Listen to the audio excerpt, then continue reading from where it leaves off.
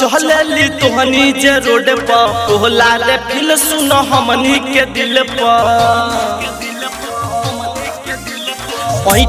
चलेली तोहनी जे रोड पर कोहला रे फिल सुन हमनी के दिल सुन गजब के बारे तू कली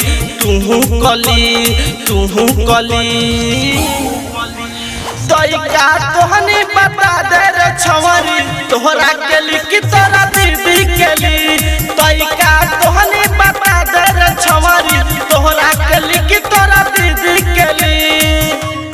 तोइका तोहनी बता दे रे छवरी तुम्हारे डीजे अखिलेश लोखा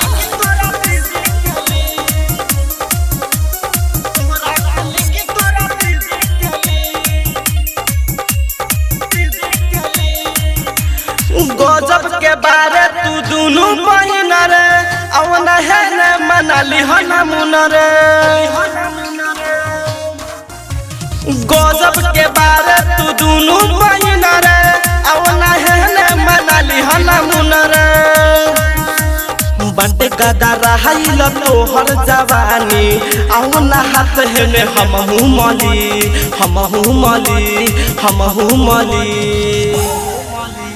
तोइका तोहनी बता दे रे छवरी तोहरा के लिखी तोरा दीदी के ली तोइका तोहनी बता दे रे छवरी तोहरा के लिखी तोरा दीदी के ली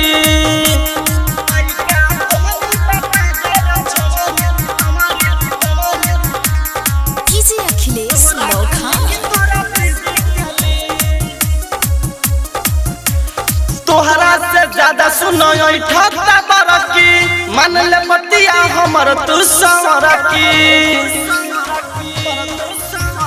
तोहरा से ज्यादा सुनो ठत्ता बरकी मन ले बतिया हमर तू सवरकी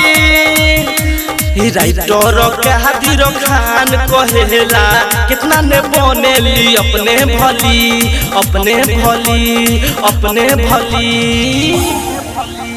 तोइका तोहनी बता दे रे छवरी तोहरा के लिखी तोरा दीदी के ली तोइका तोहनी बता दे रे छवरी तोहरा के लिखी तोरा दीदी के ली चलेली तोहनी जे रोड पर कोहला रे फिल सुन हमनी के दिल सुन गजब के बारे तू कली